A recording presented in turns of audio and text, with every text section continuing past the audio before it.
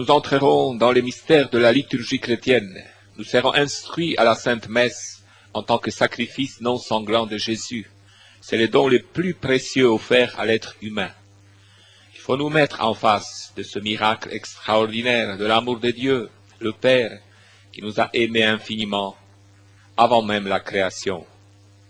Car peut-on imaginer des plus grands biens que celui de Dieu lui-même, qui, sous les apparences du pain et du vin, se donne à l'homme? Dieu lui-même pouvait-il faire de plus grands miracles que de transformer le pain en son corps et le vin en son sang pour rassasier et nourrir l'âme de ses enfants? Nous sommes encouragés à rejoindre la table du Seigneur. C'est lui-même qui nous invite à son banquet. Pensons à cela de façon simple et directe. Laissons-nous inspirer par la parole de Dieu, source de vie. Les auditeurs et auditrices qui suivront attentivement cet enseignement inspiré par la foi découvriront des trésors cachés dans nos rencontres à l'antenne.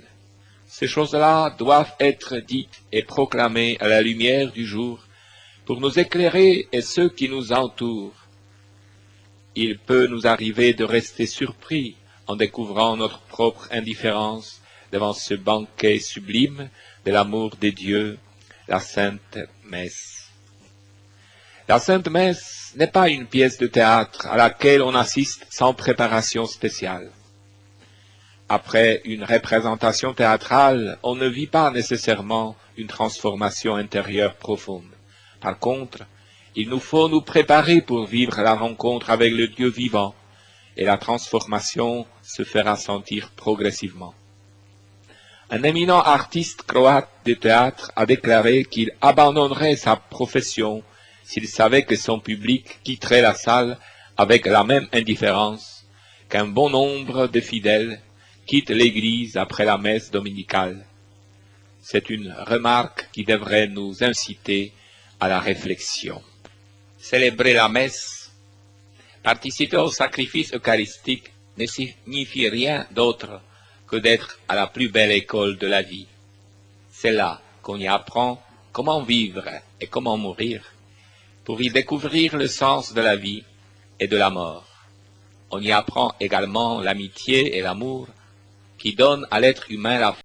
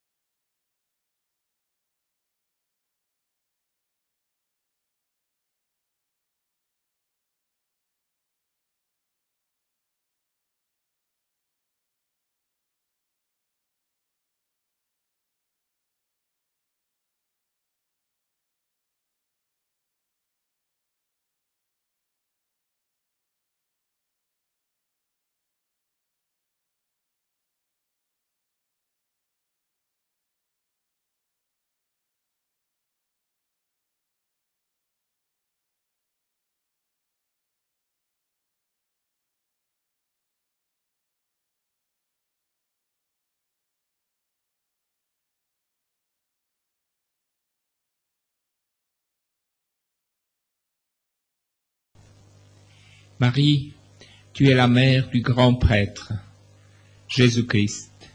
Par la réponse que tu as donnée à l'Annonciation, voici la servante du Seigneur, Jésus le Verbe s'est fait chair et commença son séjour eucharistique parmi nous. Ce fut possible car toi, Marie, Mère de l'Eucharistie, tu as dit qu'il me soit fait selon ta parole.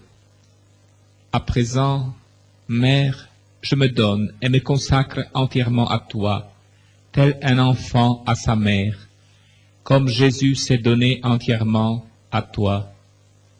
Tu fus pour lui mère et éducatrice. En ce moment, je suis à toi. Tout mon être, corps et âme, mon passé, mon présent et mon avenir t'appartiennent. Je te confie tout, le bon et le mauvais qui est en moi. Je le fais expressément avant cette messe. Donne-moi ta foi, afin que je puisse dire, Seigneur, viens dans ma vie. Donne-moi ton amour pour accueillir Jésus et le garder en moi. Donne-moi ta pureté, afin que mon âme purifiée et enrichie de tes grâces lui prépare un séjour agréable comme celui qu'il eut dans ton cœur. Que mon cœur soit tel que je puisse l'adorer sans cesse dans le tabernacle de mon cœur.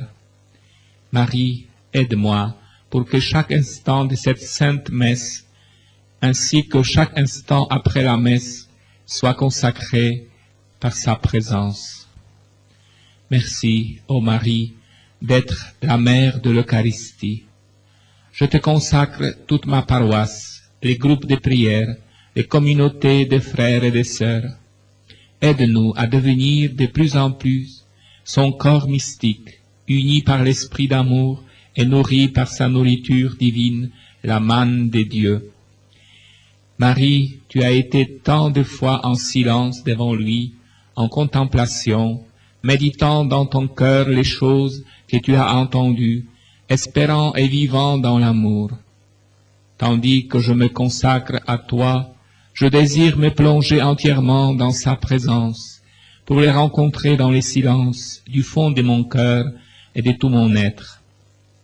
Que mon cœur, dorénavant, aspire à Jésus comme la biche aspire à la source et la mère à son enfant. Marie, je me consacre à toi. Tu sais ce qui m'est le plus nécessaire pour que j'assiste dignement à ce sacrifice de la messe. Je sais que tu étais debout au pied de la croix, assistant ainsi au sacrifice sanglant qui se renouvelle à présent dans chaque messe. Puisse mon cœur pénétrer dans ce mystère, qu'il s'apaise et devienne un agréable lieu de séjour pour ton Fils. Qu'il en soit ainsi. Marie, Mère de l'Eucharistie, prie pour nous. Amen. Prière à l'Esprit Saint avant la messe. Viens, Esprit Saint, Créateur. Père céleste, au nom de Jésus, ton Fils et notre Sauveur, qui fut rempli de l'Esprit Saint, et obéissant envers toi, je te prie d'un cœur sincère. Remplis-moi de force, de lumière, d'amour et de raison. Donne-moi les dons de comprendre et d'accepter ta parole. Guéris ma foi par ton esprit, afin que j'assiste dans la confiance à ce sacrifice de la messe. Par l'amour de ton esprit, remplis mon cœur d'amour eucharistique qui vivifie, apaise et sauve. Que ton esprit me renouvelle, comme tu as promis qu'il renouvellerait la face de la terre. Que ton esprit m'introduise dans ton ordre divin, comme il a apporté l'ordre dans la création. Que ton esprit m'éclaire, le même esprit qui a parlé par les prophètes et finalement a parlé par ton Fils Jésus-Christ. Que je sois comblé de ton esprit, que tu as envoyé dans le cœur de Marie et par lequel elle a conçu ton Fils et notre Sauveur. Que ton esprit réchauffe les cœurs glacés, réchauffe aussi mon cœur et en fasse une demeure digne de ton Fils. Que ton esprit imprègne aussi le prêtre qui va célébrer les mystères de la foi. Que ton esprit l'éclaire afin qu'il comprenne, accepte et annonce ta parole. Qu'il soit saisi par l'esprit d'amour et qu'il puisse nous témoigner de ton amour et de ta miséricorde. Qu'il soit saisi de l'esprit d'abandon et d'obéissance envers toi. Qu'il les purifie de tout péché, de toute tentation et d'infidélité, des doutes, des méfiances, des tristesses, d'incertitude et d'isolement. Qu'il célèbre dans la joie avec le peuple qui lui est confié le sacrifice vivant pour la gloire de ton nom. Que l'Esprit renouvelle tous les prêtres, les évêques et le pape. Qu'il renouvelle tous les fidèles et la face de la terre, afin que nous soyons tous unis, sauvés par ce sacrifice eucharistique à la gloire de ton nom. Ô Père Saint, au nom de Jésus-Christ, avec Marie, ta docile servante et l'épouse du Saint-Esprit, exauce-nous, ne regarde pas nos péchés, mais la foi et l'amour de Marie et de toute l'Église. Que ce sacrifice soit offert pour le salut de tous ici présents et de tous les humains. Viens, Esprit Créateur, visite l'âme de tes fidèles, emplis de la grâce d'en haut les cœurs que tu as créés. Toi qu'on nomme les conseillers, toi les dons de Dieu, très haut, source de vie, feu, charité, invisible consécration. Tu es l'Esprit aux 7 dons, le doigt de la droite du Père, l'Esprit de vérité promis, toi qui inspires nos paroles. Enflamme-nous de ta lumière, emplis nos cœurs de ton amour, affermis toujours de ta force la faiblesse de nos corps. Repousse l'ennemi au loin, donne-nous ta paix sans retard. Sous ta conduite et ton conseil, nous éviterons toute erreur. Fais-nous connaître Dieu le Père, révèle-nous les Fils, et toi leur commun esprit, fais-nous toujours croire en toi. Esprit de lumière et d'amour, souffle puissant du Très-Haut, source de tous les dons, guéris ce qui est blessé, lave ce qui est souillé, rends droit ce qui est faussé. Dans la peine soit le repos, dans la fièvre la fraîcheur, la consolation dans les larmes. Soit la force dans la faiblesse, la confiance dans les doutes, notre espérance dans la détresse. Soit pour nous l'amour du Père dans le Fils. Seigneur du ciel et de la terre, tu veux sauver toute créature par la Pâque de ton Christ. Éclaire les humains par la grâce de l'Esprit. Toi qui réunis dans une même foi tes enfants dispersés, accorde aux croyants par l'unique baptême de l'Esprit d'être une seule âme, un seul cœur. Toi qui nous as donné de ton Esprit, fais-nous travailler en ce monde pour la justice et la paix. Toi dont l'Esprit renouvelle toutes choses, sois le recours des faibles, la guérison des malades, le salut pour tous. Toi qui as ressuscité ton Fils d'entre les morts par la puissance de l'Esprit, donne à nos corps mortels la vie qui n'a pas de fin.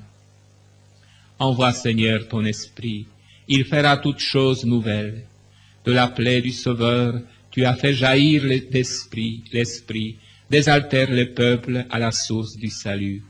Par les dons de l'Esprit, tu promets la délivrance, accorde aux humains de passer de la haine à l'amour, de la guerre à la paix, de la douleur à la joie. L'Esprit Saint nous a donné le goût de ta gloire, que nos sœurs et frères défunts connaissent l'éternelle joie. Esprit Saint de vérité, viens d'en haut, nous apporter un rayon de ta clarté. Père de ceux qui n'ont rien, donateur du seul vrai bien, lumière du cœur chrétien. Ô consolateur si bon, l'âme humaine est ta maison, hôte aimé, céleste bon. Labeur, calme aimé dans nos douleurs, noble joie au sein des pleurs. Ô splendeur des bienheureux, remplis nos cœurs généreux des bonheurs créés pour eux. Sans ton plein réconfort, il n'est en nous rien de fort, tout décline vers la mort. Lave nos péchés passés. Que par toi, fertilisés, soient guéris nos cœurs blessés. Viens nous courber sous tes lois, réchauffer nos cœurs si froids et conduire au chemin droit. Donne au sujet du grand roi, rempli d'amour et de foi, les 7 dons qui sont en toi. que l'essor de nos vertus nous mène au divin Jésus, à la gloire des élus. Amen.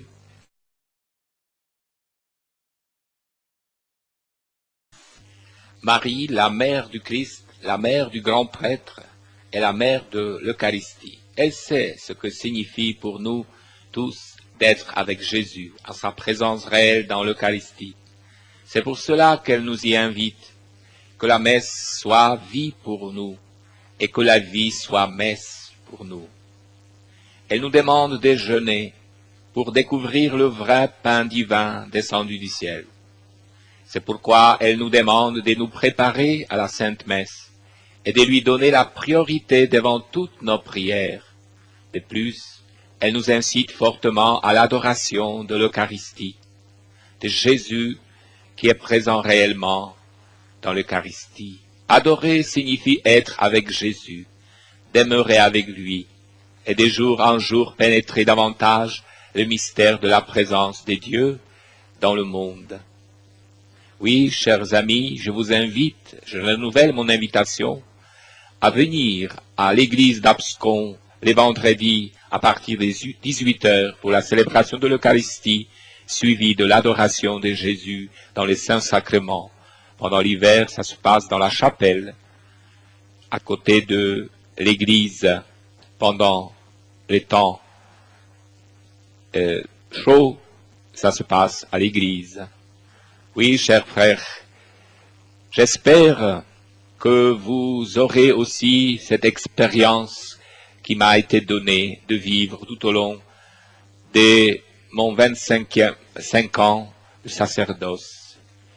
Oui, je reconnais l'inspiration inépuisable de la célébration eucharistique à laquelle je me prépare par la prière et la méditation. D'autre part, je vois les dangers pour de nombreux fidèles de manquer totalement la rencontre avec le Christ parce qu'ils viennent pas ou parce qu'ils viennent sans la préparation et quittent sans l'action des grâces. Peu importe que ce soit dans la semaine ou le dimanche, on risque de faire ainsi de la messe une simple rencontre sans fruit. Oui, pendant nos méditations, j'espère que vous pourrez ressentir ce que Marie, mère vivante de l'Eucharistie, veut nous apprendre à tous. C'est de grandir sans cesse dans l'amour qui se sacrifie et se nourrit à la source inépuisable de la divine Eucharistie de l'amour. En somme, c'est le seul amour capable de faire de nous des messagers et messagères de paix. Car la paix est possible uniquement là où et quand les personnes sont capables, sans aucune condition, d'offrir leur vie pour les autres, comme le Christ, grand prêtre, l'a fait. L'Eucharistie signifie être capable de recevoir le don de Dieu et de se donner comme lui s'est donné. Priez et célébrez avec le cœur. Quand vous priez, priez avec le cœur.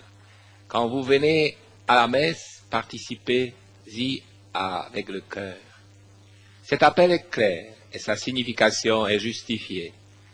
Faire quelque chose avec le cœur ne signifie rien d'autre que de le faire avec amour, le faire avec abnégation, dignité et recueillement. Il est fréquent dans notre vie quotidienne de dire que quelqu'un nous a reçus cordialement, ou bien que nous l'avons reçu, salué, aidé de tout cœur. De cette façon, nous exprimons une profonde gratitude, d'amitié et d'amour, car le cœur est le signe même d'amour et d'amitié, riche de vie intérieure et d'expériences multiples. Prier et célébrer avec le cœur signifie donc le faire avec amour, sans pression, de bon cœur. De cette façon, tout sentiment d'ennui ou de perte de temps est exclu, de même que la tentation d'esquiver la prière ou la sainte messe. Marie, docile à la loi, tu es allée au temple avec ton époux Joseph, et tu as présenté ton enfant, ton fils unique. Tu as offert la première victime du Nouveau Testament pour le salut du monde. Tu l'as offerte avec amour et dévouement. Merci, ô Marie, tandis que je me prépare à cette rencontre avec le Seigneur à la messe, dans ce temple, avec toi, je prie le Seigneur pour le prêtre qui célébrera la messe. Je rends grâce pour sa vocation dont le Seigneur l'a doué, et que lui, si je connais le nom du prêtre, je le mentionne, a accepté. Seigneur, je te prie, aie pitié de ce prêtre. Donne-lui ton Esprit Saint, qu'il puisse célébrer la messe avec amour. Inspire-le, que son cœur soit prêt pour cette rencontre avec toi, afin qu'il puisse avec amour annoncer la bonne nouvelle et l'expliquer par la force de l'Esprit. Que la parole qui lui est confiée trouve sa place dans son cœur et apporte du fruit dans sa vie. Je te prie pour tous les prêtres du monde, qu'ils servent au mystère de la foi avec beaucoup d'amour. Je sais que nombre d'entre eux ont des difficultés, sont malades ou pauvres, se sentent isolés. Marie, avec toi, je les offre au Seigneur.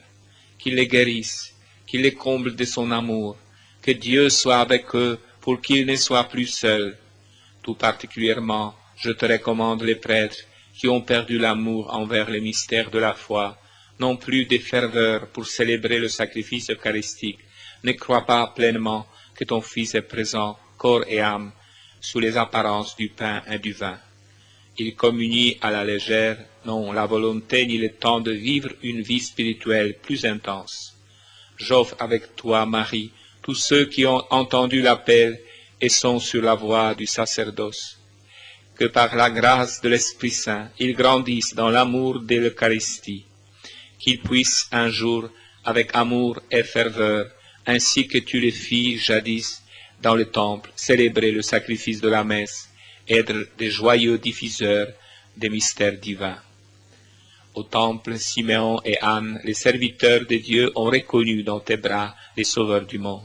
Ils ont rendu grâce à Dieu, et le vieillard Siméon a chanté son hymne. Maintenant, souverain maître, tu peux, selon ta parole, laisser ton serviteur s'en aller en paix, car mes yeux ont vu ton salut, que tu as préparé à la face de tous les peuples, lumière, pour éclairer les nations et gloire de ton peuple Israël. Marie, j'inclus dans ma prière et ma préparation à la Sainte Messe toutes les personnes âgées ou malades qui désirent y participer, mais en sont empêchées pour cause de vieillesse ou de maladie. Qu'à cet instant, elles soient capables d'offrir à Dieu leur croix et leur maladie, et les unir à ce sacrifice pour leur salut et celui du monde. Je t'offre aussi ceux qui pourraient venir à la messe, mais ont perdu la foi et ne viennent pas. Enfin, je t'offre tous ceux qui n'ont jamais connu ni entendu le divin miracle de l'amour eucharistique. Le mystère de Jésus retrouvé au temple. Ô Marie, tu élevais ton Fils unique avec ton époux Joseph. Vous viviez en famille, d'après la loi divine, en priant, jeûnant, gardant les sabbats et observant les règles de la loi. Avec l'enfant âgé de 12 ans, vous êtes allés en pèlerinage à Jérusalem pour accomplir la loi. Dans ce pèlerinage, vous avez eu une grande contrariété. Pendant 3 jours, avec tristesse, vous avez cherché Jésus, et votre joie fut grande lorsque vous l'avez trouvé dans le temple. Tout ce que tu as entendu de lui dans le temple, tu ne l'as pas compris, mais tu l'as gardé dans ton cœur. Marie, tu désires que la messe soit pour nous une joyeuse rencontre avec le Seigneur, le Dieu vivant. Me voici, Marie, dans le temple où habite le Dieu fait homme, ton Fils notre Seigneur. Je désire le trouver ici, les rencontrer de nouveau et garder dans mon cœur les paroles qu'il me dira. Que ma tristesse et mon hésitation s'échangent en joie et certitude dans l'offrande entière à Dieu. Que cette rencontre change ma vie. Je souhaite prier et vivre sans cesse avec lui, comme toi, ô Marie. Aujourd'hui aussi, tu cherches tes fils et tes filles qu'on ne voit plus à l'église, qui s'égarent sur le chemin de la vie, se laissent retenir ou arrêter, tardent ou n'arrivent pas à la destination où Dieu les attend. Tu cherches les faibles et les indécis, qui désirent accomplir la volonté de Dieu mais n'en sont pas capables. Tu partages la peine des parents qui souffrent à cause de leurs enfants perdus dans le mal et les péchés. Que la tristesse de tous ces parents se change en joie, que tous retrouvent l'affection familiale remplie d'amour et de paix, dans le respect des uns des autres, en récompense de tant de sacrifices mutuels. Bon nombre des fidèles assistent à la messe seulement le dimanche, donc une seule rencontre hebdomadaire avec le Christ dans les sacrifices de la messe. À chaque fois, une préparation est nécessaire. À la Sainte Messe, Dieu nous parle à travers la lecture des Écritures saintes.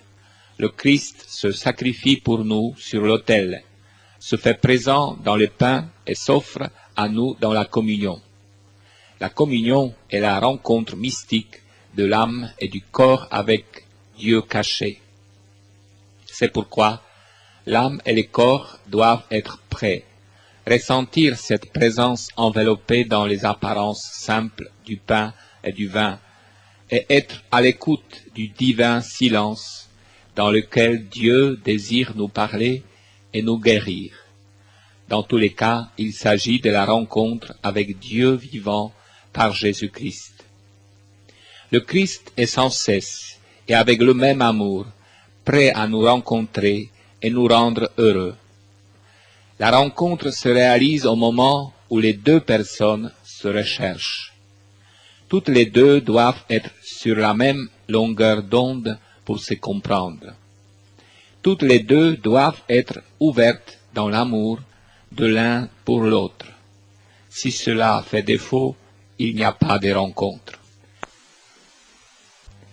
La préparation de la rencontre avec le Christ se fait dans la prière, par la lecture de l'Évangile et par les bonnes actions qui nous rendent plus conscients de la possibilité de collaborer avec lui. Mais si cette conscience fait défaut et que le fidèle ne vit toute la semaine que pour travailler, courir, peiner, et que, tiraillé de tous côtés, il ne prie ni ne lit l'Évangile, alors la rencontre dominicale le dépasse. Même avec la meilleure volonté du monde, un tel fidèle ne peut réaliser sa rencontre avec le Dieu vivant, entendre sa parole et reconnaître sa volonté. Dans ce cas, le fidèle reste inaccessible à ce qui se passe à la messe et hors de l'événement. De nombreux fidèles vont régulièrement à la messe, mais rien ne change dans leur vie. Il y a eu si peu de fruits résultant du sacrifice de la messe qu'eux-mêmes ne savent plus pourquoi ils y vont. De là l'expression pharisaïque que les gens ont plus à cœur de satisfaire la loi et d'être à la messe que de se demander comment participerai-je à ma rencontre avec le Christ et que dois-je faire pour que chacune d'elles me rende toujours plus heureux. Plusieurs viennent à la messe sans aucune préparation, arrivent au dernier moment quand la messe est déjà en cours.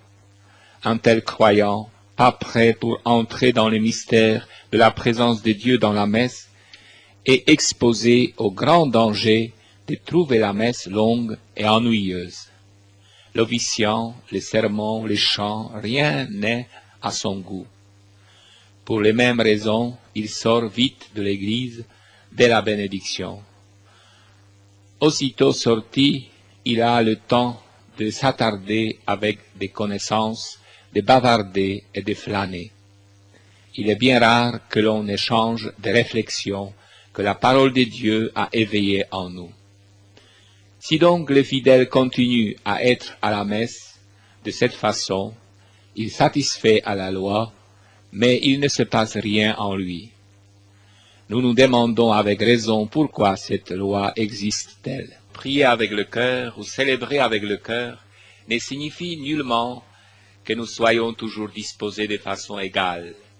Cela dépend de notre attitude intérieure et non pas toujours de nos sentiments. Suivant les circonstances de notre vie, l'attitude peut parfois varier selon que nous sommes joyeux ou tristes. La valeur de la prière ne dépend pas de ce que nous ressentons au moment précis. Même lorsque nous avons le désir et la volonté de faire quelque chose, il nous reste à faire l'effort.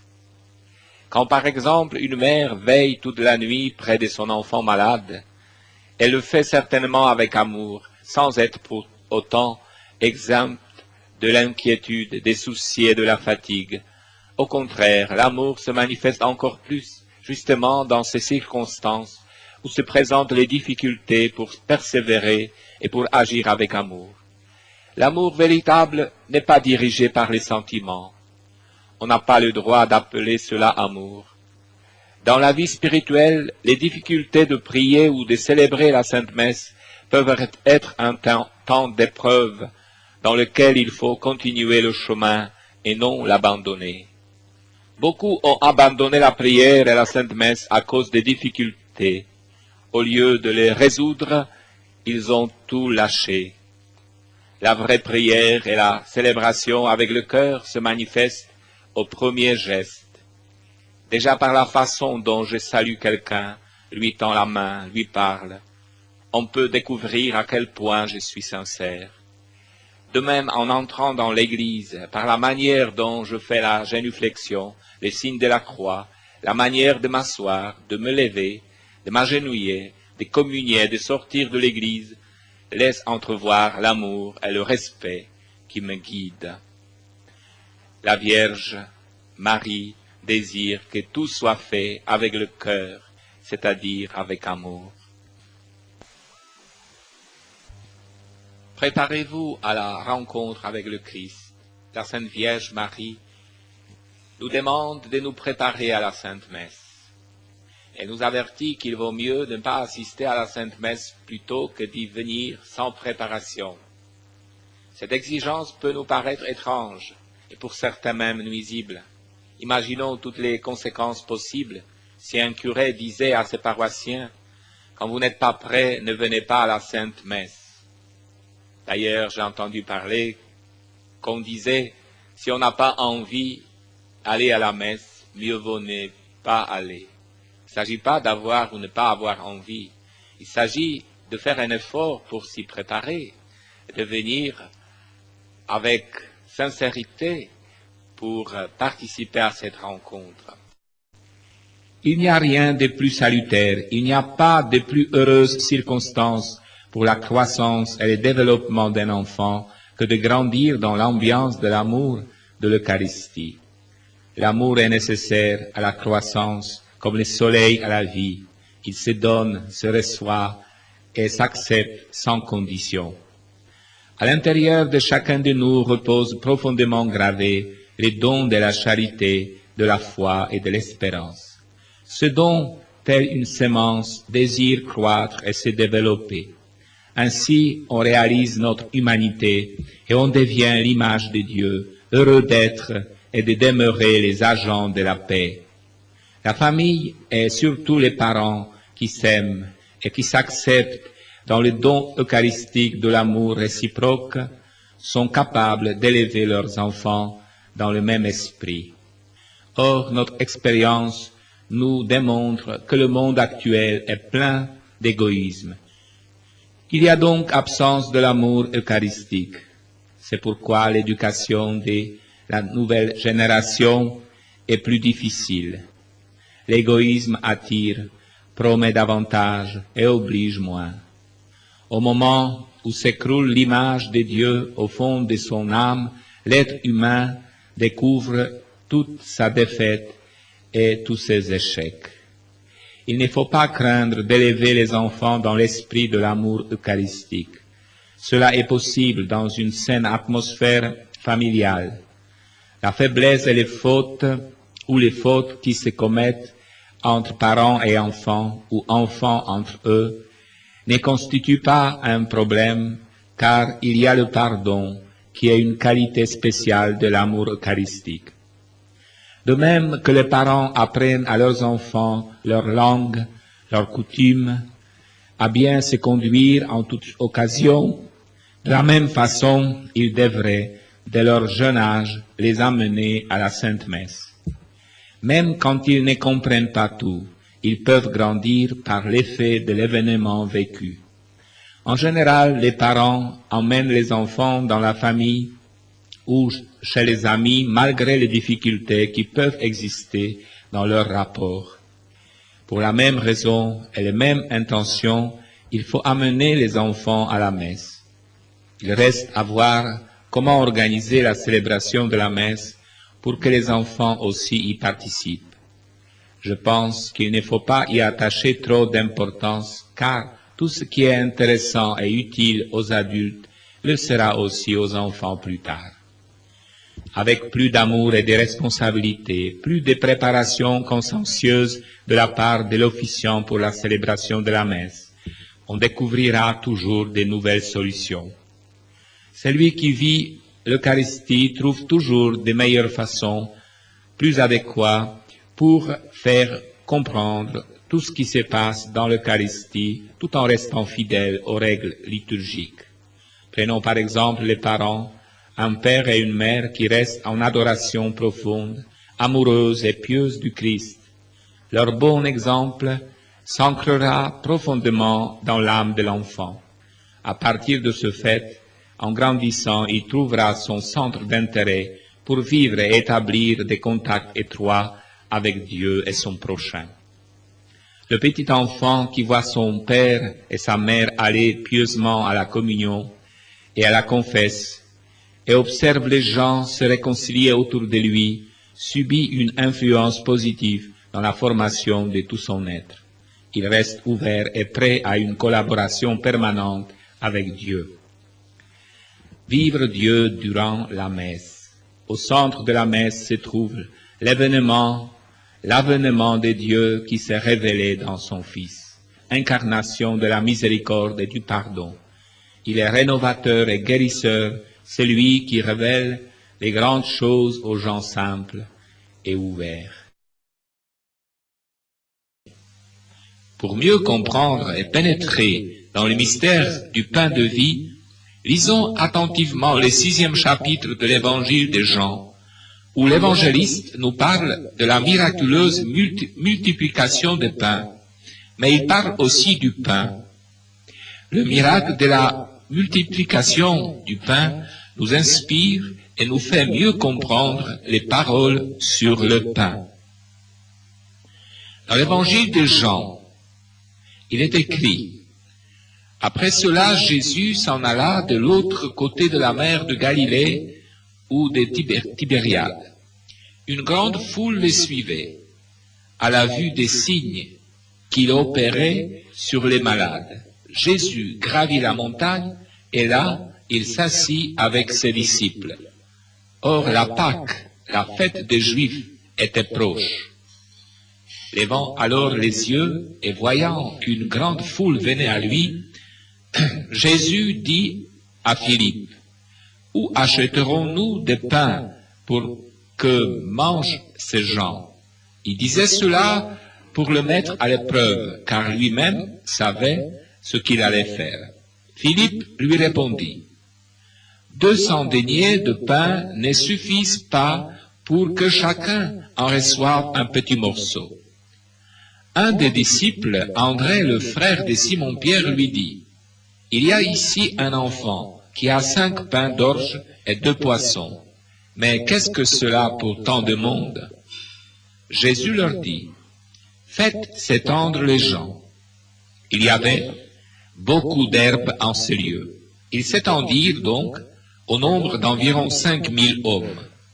Alors Jésus prit les pains et ayant rendu grâce, il les distribua aux convives, de même aussi pour les poissons, autant qu'ils en voulaient. Quand ils furent repus, il dit à ses disciples: rassemblez les morceaux en surplus, afin que rien ne soit perdu. Ils les rassemblèrent donc et remplirent 12 couffins avec les morceaux de pain d'orge restés en surplus à ceux qui avaient mangé. À la vue du signe qu'il venait de faire, les gens disaient: c'est vraiment lui le prophète qui doit venir dans le monde. Alors Jésus, se rendant compte qu'ils allaient venir s'emparer de lui pour le faire roi, s'enfuit à nouveau dans la montagne tout seul. Jésus leur répondit: en vérité, je vous le dis, vous me cherchez, non pas parce que vous avez vu des signes, mais parce que vous avez mangé du pain et avez été rassasiés. Travaillez non pour la nourriture qui se perd, mais pour la nourriture qui demeure en vie éternelle, celle que vous donnera le Fils de l'homme, car c'est lui que le Père Dieu a marqué de son sceau. Ils lui dirent alors, que devons-nous faire pour travailler aux œuvres de Dieu? Jésus leur répondit, l'œuvre de Dieu, c'est que vous croyez en celui qui l'a envoyé. Ils lui dirent alors, quel signe fais-tu donc pour qu'à sa vue nous te croyions? Quelle œuvre accomplis-tu? Nos pères ont mangé la manne dans le désert, selon ce qui est écrit, il leur a donné à manger du pain venu du ciel. Jésus leur répondit, en vérité, je vous le dis, non, ce n'est pas Moïse qui vous a donné le pain qui vient du ciel, mais c'est mon Père qui vous le donne, le pain qui vient du ciel, le vrai, car le pain de Dieu, c'est celui qui descend du ciel et donne la vie au monde. Ils lui dirent alors, Seigneur, donne-nous toujours ce pain-là. Jésus leur dit, je suis le pain de vie, qui vient à moi n'aura jamais faim, qui croit en moi n'aura jamais soif. Mais je vous l'ai dit, vous me voyez et vous ne croyez pas. Tout ce que me donne le Père viendra à moi, et celui qui vient à moi, je ne le rejetterai pas dehors, car je suis descendu du ciel pour faire non pas ma volonté, mais la volonté de celui qui m'a envoyé. Oh, la volonté de celui qui m'a envoyé, que je ne perde rien de tout ce qu'il m'a donné, mais que je le ressuscite au dernier jour. Oui, telle est la volonté de mon Père, que quiconque voit le Fils et croit en lui ait la vie éternelle, et que je le ressuscite au dernier jour. En vérité, je vous le dis, celui qui croit à la vie éternelle, je suis le pain de vie. Vos pères dans le désert ont mangé la manne et sont morts. Ce pain est celui qui descend du ciel, pour qu'on le mange et ne meure pas. Je suis le pain vivant, descendu du ciel. Qui mangera ce pain vivra à jamais. Et même le pain que je donnerai, c'est ma chair pour la vie du monde. Les Juifs se mirent à discuter fort entre eux. Ils disaient, comment celui-là peut-il nous donner sa chair à manger?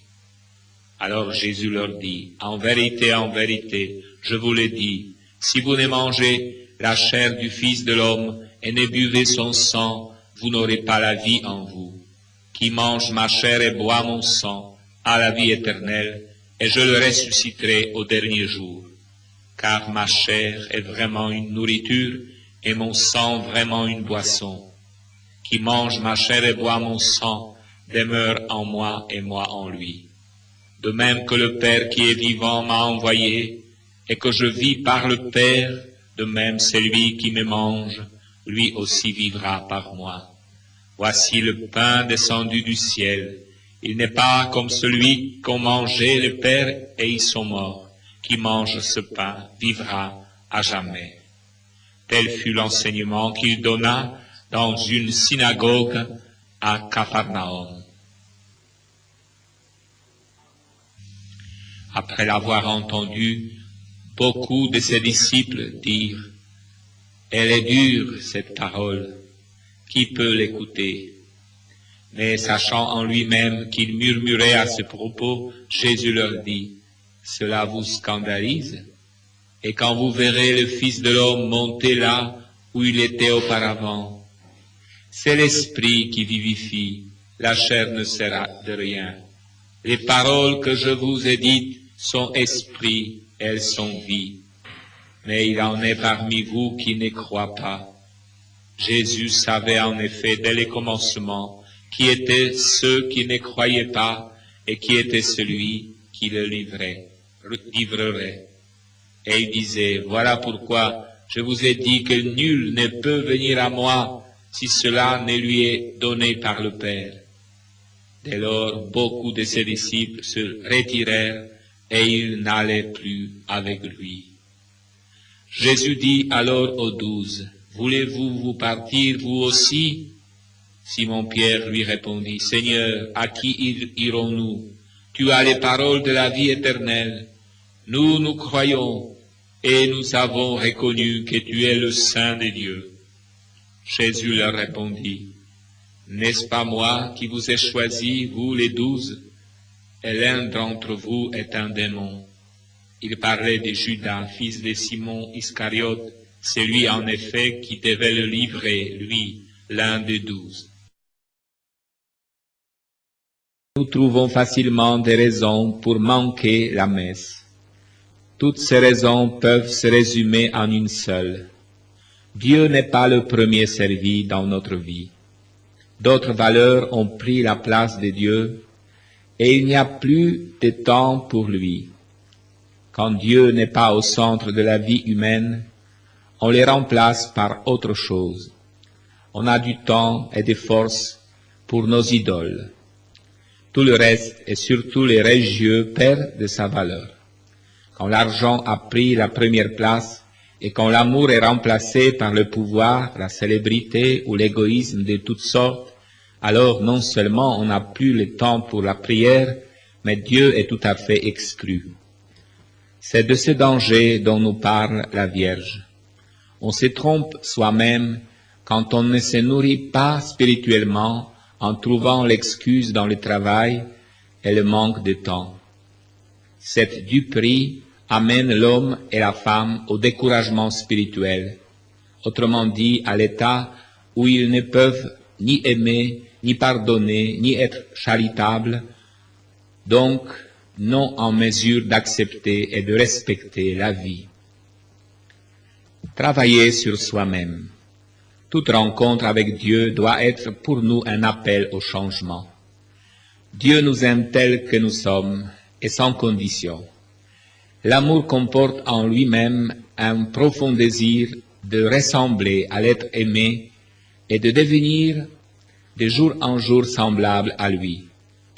L'amour de Dieu pour nous met dans notre âme le désir de lui ressembler et de grandir continuellement en amour, en sainteté, charité et pardon, afin d'être disponible à coopérer avec lui. Ce besoin de croire à l'image de Dieu est caché au plus profond de notre être. Cet appel à l'élévation personnelle qui provient de l'amour suscite en nous le désir de répondre par l'amour. La plus grande injustice que l'homme se fait à lui-même est la négligence de travailler à son propre bien spirituel. Comment inciter les fidèles à mieux participer à la Sainte Messe pour que cela porte plus de fruits? Comment leur faire prendre conscience que la messe est leur affaire et non celle du curé? La règle de toute éducation et de toute expérience vécue dans l'acceptation nous dit, pour autant que l'on s'engage davantage, on comprend mieux les événements de la vie et on les accepte plus facilement. On se rend compte qu'ils nous appartiennent. La peine qu'on s'est donnée nous les rend plus intimes, plus beaux, et on les prend avec plus de responsabilité. Il y en a qui pensent que la messe, c'est l'affaire du curé, que de lui dépend la façon dont nous allons la vivre et la ressentir en tant que participant engagé ou élève qui écoute son maître et fait ses devoirs. Il est toujours facile de trouver des coupables. Mais l'esprit des messages que la Vierge nous donne n'est pas de les rechercher. Au contraire, en tâchant de contribuer davantage à ce que la messe soit un événement de joie profonde dans notre propre vie, toute la communauté en profitera. Elle deviendra notre engagement à tous. Au fur et à mesure que notre foi augmente, grandit en nous la vie spirituelle dans la charité. Progressivement, les problèmes se résolvent et la messe devient une rencontre véritable de joie avec Dieu. Il serait certainement bon et utile d'enrichir les parties de la messe par des symboles et des expressions différentes se basant sur la foi et la prière. La liturgie de la Sainte Messe est parfois routinière, usée, sans âme. Il lui manque l'apport personnel de l'officiant et des fidèles. Quand des jeunes chrétiens de l'Église africaine assistent pour la première fois à notre liturgie en Europe occidentale, ils sont désagréablement surpris. D'abord par la rapidité du culte, mais surtout par le manque d'expression dans ces rencontres liturgiques. Ils parlent avec joie de leur culte, de la présentation des offrandes, des chants, de l'accompagnement rythmique. Pour eux, tout ceci aide à comprendre la parole de Dieu et à former la foi du chrétien. Par exemple, quand l'officiant annonce l'Évangile, on entend dans la communauté des exultations parce que Dieu parle à son peuple et il se réjouit. Pour que la foi puisse se manifester, il faut être ouvert au Saint-Esprit. Cela vaut non seulement pour l'officiant qui préside, mais aussi pour toute l'assemblée qui se réunit autour de lui. La liturgie en elle-même est la rencontre avec Dieu et la rencontre de la communauté tout entière. Avec un peu d'amour et d'imagination, la charité est ingénieuse, l'effort peut produire beaucoup de fruits et faire de la messe une expérience du Dieu vivant, véritable, unique, saint, miséricordieux, juste, guérisseur et sauveur. Quoi faire avec ceux qui viennent? Comment organiser la célébration de la messe? Me suis-je donné à moi-même l'occasion de me préparer personnellement? Comment ai-je fait la préparation des autres? Pour le moment, cela me semble plus important que de blâmer ceux qui ne viennent pas à la messe. Une chose est claire, personne ne nie l'ardent désir de paix, d'amour, de justice, de miséricorde et de pardon qui existe en nous.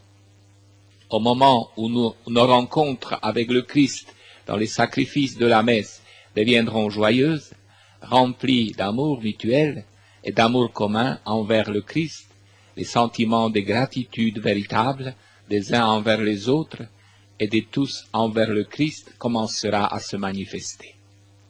Alors seulement, les choses se passeront comme nous souhaitons qu'elles se passent. Les gens seront attirés de venir à la messe, quand ceux qui y vont en reviendront changés, pleins de joie et capables de la partager. À ce niveau-là, d'autres seront encouragés d'aller chercher cette joie que Dieu donne. Les personnes profondément transformées par la messe encouragent, par leurs attitudes de pardon réciproque, l'assistance à la messe. Ceux qu'on ne voit plus à la messe n'ont pas nécessairement renoncé à Dieu, à ses promesses et à ses dons. Ils se sont distancés temporairement de leur communauté qui leur donne l'impression de célébrer la fête, mais en réalité ne la célèbre pas, qui fait semblant de pardonner, mais ne pardonne pas, et de chercher le royaume de Dieu tout en restant dans l'angoisse, le désordre et les ténèbres. Le temps de la préparation. Notre journée, ou toute notre semaine, devrait se dérouler en vue de la préparation consciencieuse de notre rencontre vitale avec le Christ. Ce Christ désireux de collaborer avec nous, afin de nous rendre capables de collaborer avec lui.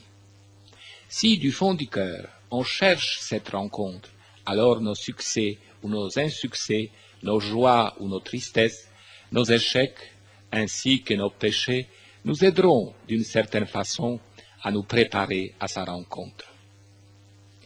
À Medjugorje, la véritable préparation a lieu avant la messe du soir par la récitation du chapelet, l'invocation au Saint-Esprit, les chants des litanies de la Vierge.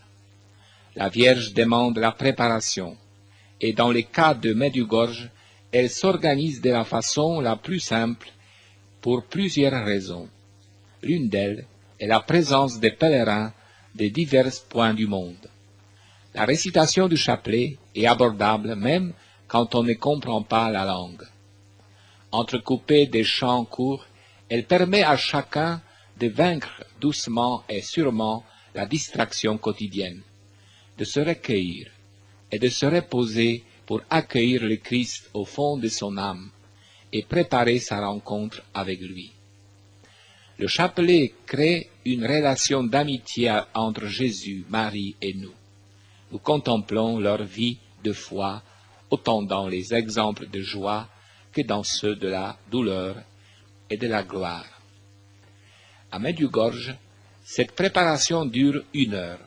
Toutefois, si l'on ne peut trouver du temps avant la messe, elle ne doit pas faire défaut. En voiture, à pied, en compagnie de la famille ou des amis, en allant vers l'église, on peut prier et se préparer. Il faut laisser de côté toutes les autres conversations et prier. Nombreuses sont les intentions et les grâces pour lesquelles nous pouvons prier. L'amour envers Jésus et sa parole, la foi en sa présence dans l'Eucharistie, de même que la prière au Saint-Esprit pour nous, pour ceux qui viennent à la messe et pour les prêtres qui se préparent à célébrer la messe. Il serait bon aussi de prier pour la lumière intérieure, afin de discerner les obstacles et les attraits de ce monde qui nous empêchent d'aller droit à la rencontre avec Dieu.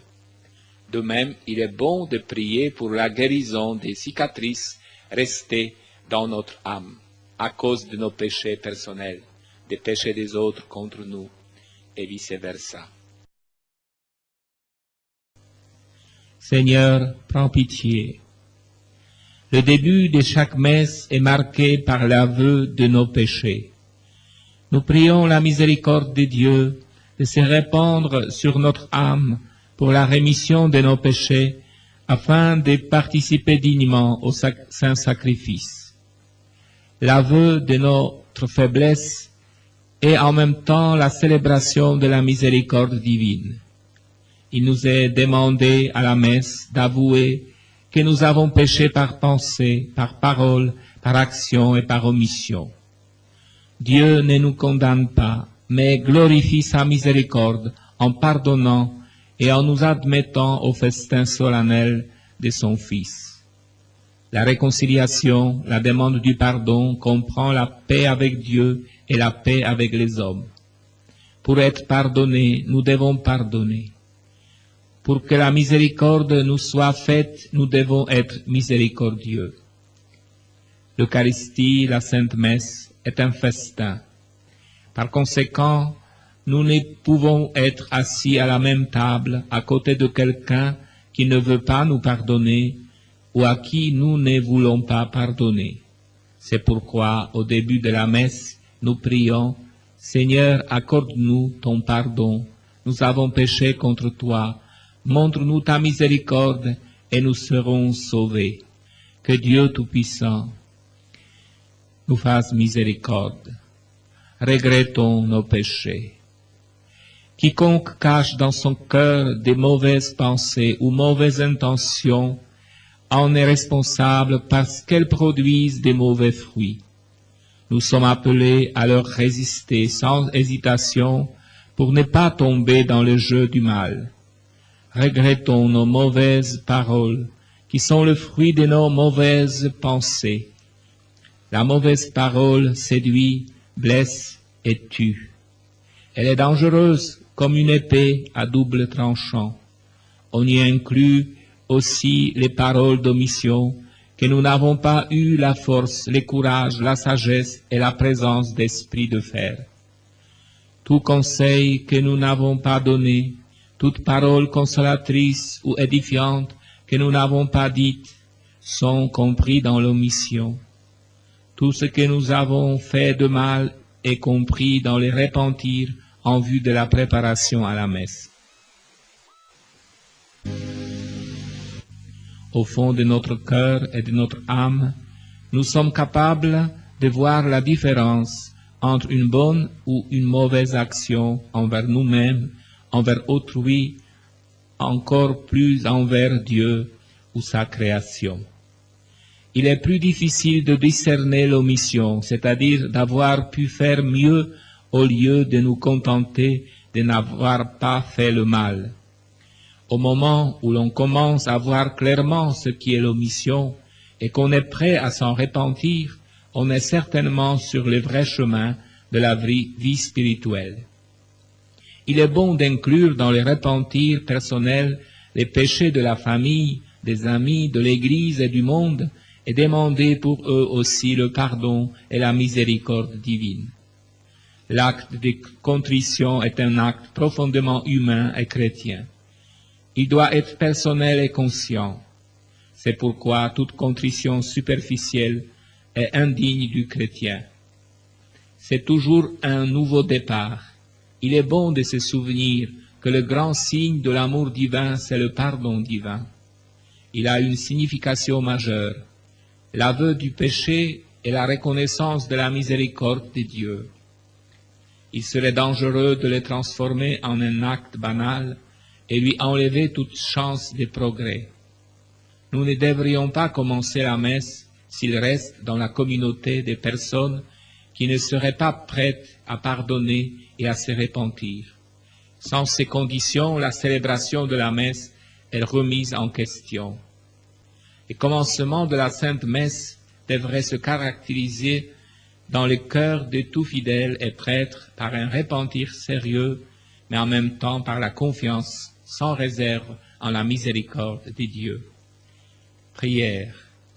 Ô Dieu, Père miséricordieux, merci de m'attendre comme un bon Père.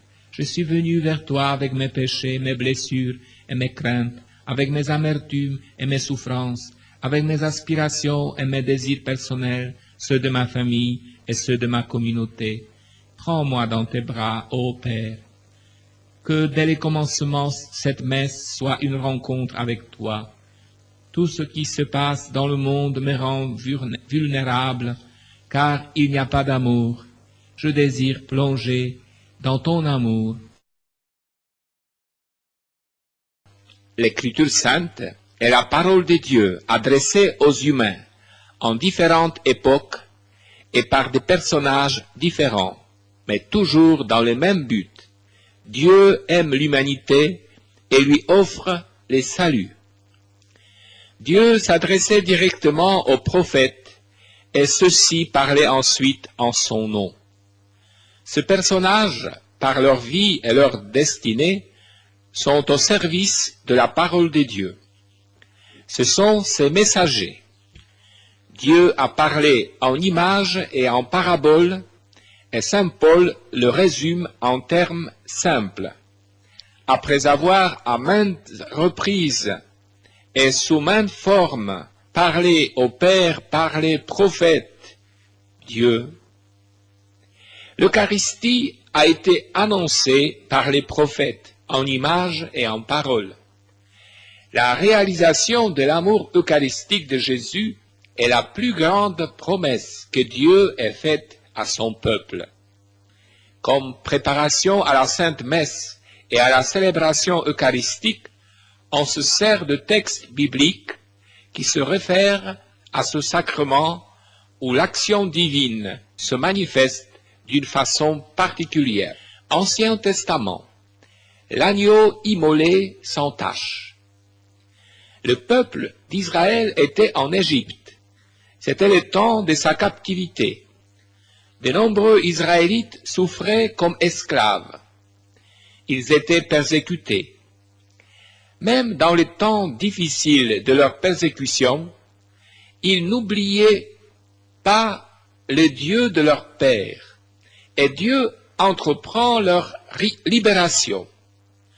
Juste avant la sortie d'Égypte, il se passa quelque chose que les enfants d'Israël vécurent comme un signe particulier de la présence de Dieu parmi eux. Plus tard, ce fut compris comme une prophétie qui se rapporte à Jésus et sa rédemption, plus particulièrement à l'événement eucharistique. Il s'agit de l'agneau immolé, sans tache, et dont le sang a sauvé les enfants d'Israël. C'est pourquoi, durant la messe, il est souvent question de l'agneau. Pour la compréhension du sacrifice de la messe, de sa profonde signification et de son symbole, il est bon d'avoir à l'esprit l'image de cet événement. C'était la Pâque, le passage du Seigneur. Jésus le relie à l'institution de l'Eucharistie, le jeudi saint. C'était le désir du Seigneur que les Israélites se souviennent de leur exode et en soient reconnaissants. Ils l'ont fait. Jésus aussi l'a fait. Voici l'exposé de la Bible. Yahvé dit à Moïse et à Aaron au pays d'Égypte, « Ce mois sera pour vous en tête des autres mois. Il sera pour vous le premier mois de l'année. Parlez à toute la communauté d'Israël et dites-lui, le 10 de ce mois, que chacun prenne une tête de petit bétail par famille, une tête de petit bétail par maison. Si la maison est trop peu nombreuse pour une tête de petit bétail, on s'associera avec son voisin les plus proches de la maison, selon le nombre de personnes. Vous choisirez la tête de petit bétail selon ce que chacun peut manger. La tête de petit bétail sera un mâle sans tare, âgé d'1 an. Vous la garderez jusqu'au 14e jour de ce mois, et toute l'assemblée de la communauté d'Israël l'égorgera au crépuscule. On prendra de son sang et on en mettra sur les 2 montants et les linteaux des maisons où on les mangera. Cette nuit-là, on mangera la chair rôtie au feu. On la mangera avec des azimes et des herbes amères. N'en mangez rien cru ni bouilli dans l'eau, mais rôti au feu, avec la tête, les pattes et les tripes. Vous n'en réserverez rien jusqu'au lendemain. Ce qu'en resterait le lendemain, vous les brûlerez au feu. C'est ainsi que vous les mangerez, vos reins sains, vos sandales aux pieds et votre bâton en main. Vous la mangerez en toute hâte. C'est une Pâque pour Yahvé. Cette nuit-là, je parcourrai l'Égypte et je frapperai tous les premiers-nés dans le pays d'Égypte, tant hommes que bêtes. Et de tous les dieux d'Égypte, je ferai justice, moi Yahvé. Le sang sera pour vous un signe sur les maisons où vous vous tenez. Et voyant ce signe, je passerai outre et vous échapperez au fléau destructeur lorsque je frapperai le pays. Dans la célébration de la messe, on cite souvent la nouvelle alliance dans le sang, l'alliance éternelle. Le Christ lui-même, prenant le calice, parle du sang de la nouvelle alliance. Dieu a signé l'alliance avec son peuple, en les conduisant dans le désert après sa sortie d'Égypte. Dieu a commencé son action avec son peuple et désire la mener jusqu'au bout. Il s'est engagé à être l'allié des hommes, mais il a demandé à son peuple de tenir également l'engagement pris. L'alliance est scellée par le sang, et le sang est signe de vie. Par contre, le peuple n'a pas toujours été fidèle et a rompu son alliance avec Dieu.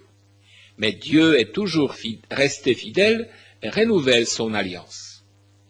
Le dernier renouveau décisif, qui reste éternel, s'est réalisé dans le Christ Jésus, qui conclut une alliance nouvelle dans le sang, se sacrifie et remplace ainsi tous les sacrifices de l'ancienne alliance. C'est pourquoi, chaque fois que nous entendons ces paroles, alliance, nouvelle alliance, les sangs de l'alliance, l'éternité de l'alliance, sachons que ce sont des paroles profondément attachées à l'expérience du peuple d'Israël.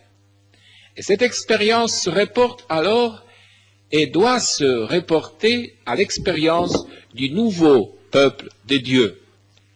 Dans le livre de l'Exode, il est écrit, Dieu dit à Moïse, « Montez vers Yahvé, toi, Aaron, Nadab, Abihu et 70 des anciens d'Israël, et vous vous prosternerez à distance. Moïse s'approchera seul de Yahvé. eux n'approcheront pas et le peuple ne montera pas avec lui. Moïse vint rapporter au peuple toutes les paroles de Yahvé et toutes les lois, et tout le peuple répondit d'une seule voix. Ils dirent, toutes les paroles que Yahvé a prononcées, nous les mettrons en pratique. Moïse mit par écrit toutes les paroles de Yahvé, puis, se levant de bon matin, il bâtit un autel au bas de la montagne et 12 stèles pour les 12 tribus d'Israël. Puis il envoya de jeunes Israélites offrir des holocaustes et immoler à Yahvé de jeunes taureaux en sacrifice de communion. Moïse prit la moitié du sang et la mit dans des bassins, et l'autre moitié du sang, il la répandit sur l'autel. Il prit le livre de l'Alliance, et il en fit la lecture au peuple qui déclara, « Tout ce que Yahvé a dit, nous le ferons, et nous y obéirons. » Moïse, ayant pris le sang, le répandit sur le peuple et dit, « Ceci est le sang de l'Alliance que Yahvé a conclu avec vous, moyennant toutes ces clauses. » Moïse monta ainsi qu'Aaron, Nadab, Abihu et 70 des anciens d'Israël. Sous ses pieds, il y avait comme un pavement de saphir aussi pur que le ciel même. Il ne porta pas la main sur les notables des Israélites. Ils contemplèrent Dieu, puis ils mangèrent et burent.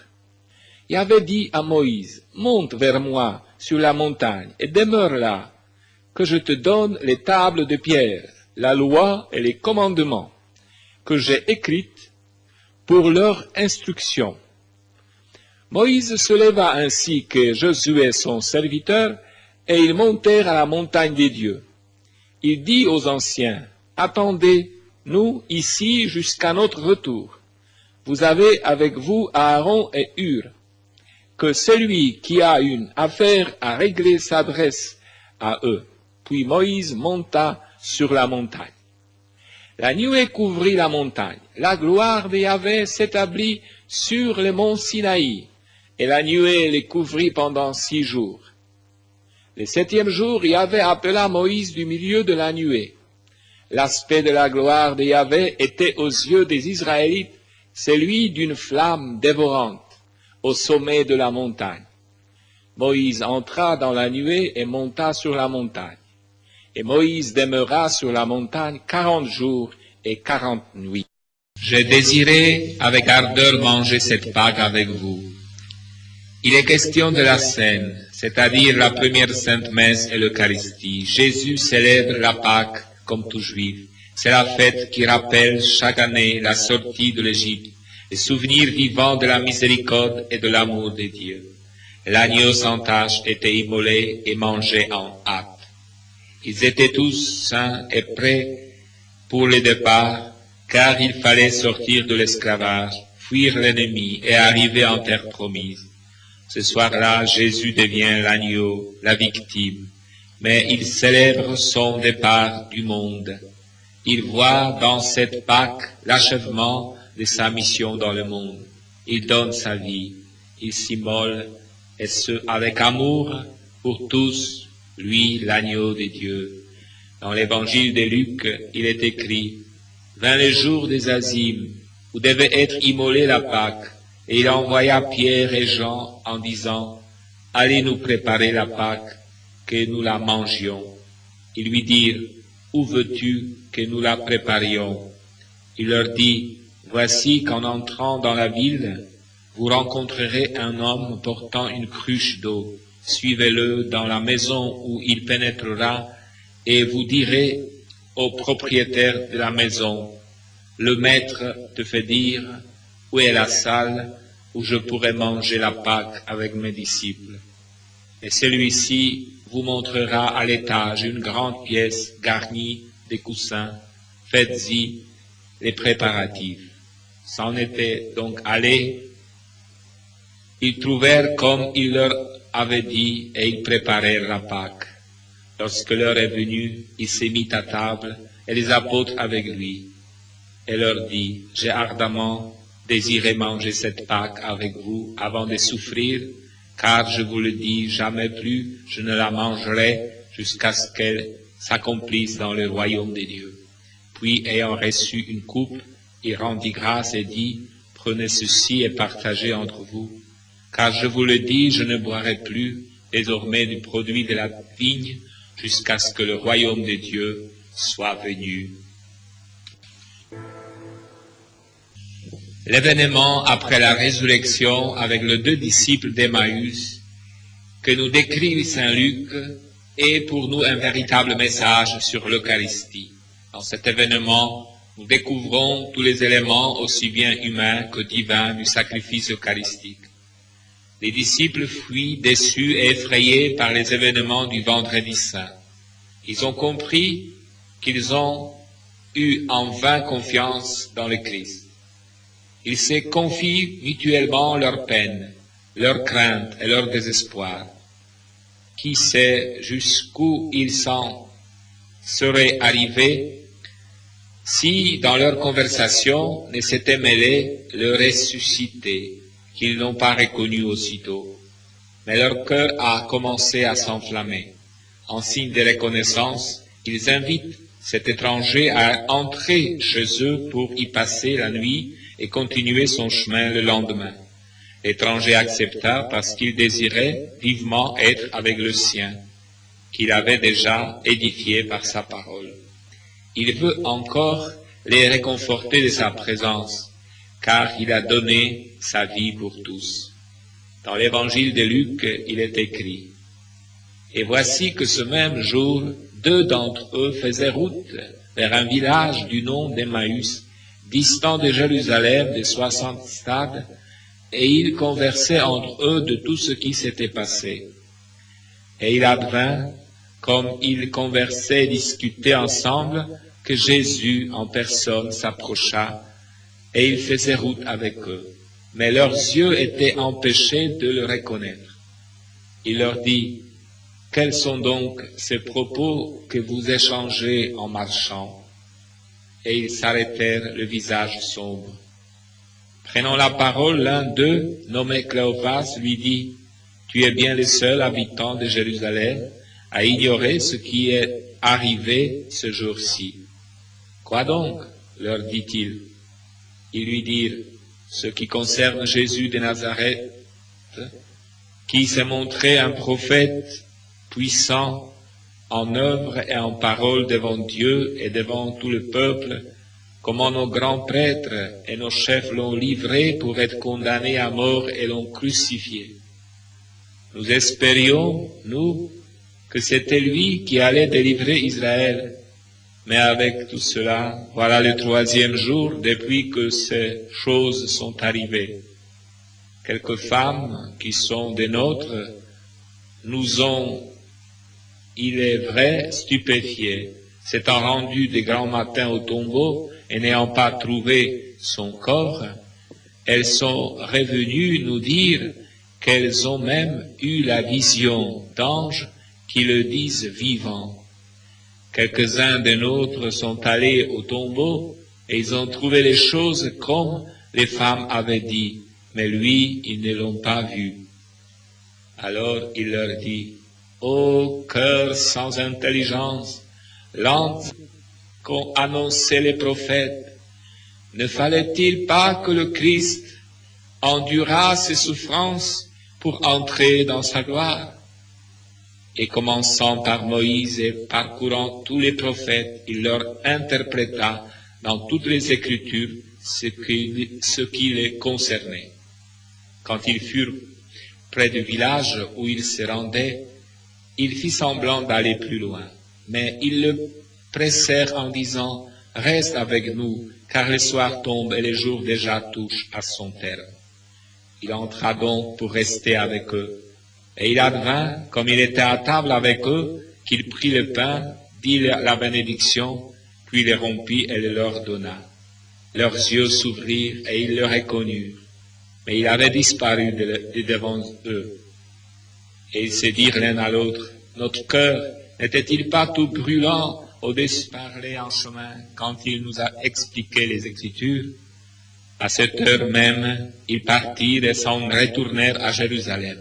Ils trouvèrent réunis les 11 et leurs compagnons et qui dirent, « C'est bien vrai, le Seigneur est ressuscité et il est apparu à Simon. » Et eux de raconter ce qui s'était passé en chemin et comment ils l'avaient reconnu à la fraction du pain. Cette rencontre avec le Christ a illuminé leur cœur, guéri leur espérance, ravivé leur foi et leur a donné à nouveau une raison de vivre. Leur fatigue disparue au retour à Jérusalem, ils témoigneront à Pierre et aux apôtres que le Christ est vraiment ressuscité. La mission qu'ils ont acceptée lors de cette rencontre avec le Christ et en même temps la cause et l'effet du sacrifice eucharistique. Durant la Sainte Messe, on cite en divers endroits différents noms bibliques. Entre autres, on cite 2 noms particuliers, Abel et Isaac. Tous les deux sont de façon différente l'image de ce que sera le sacrifice du Christ.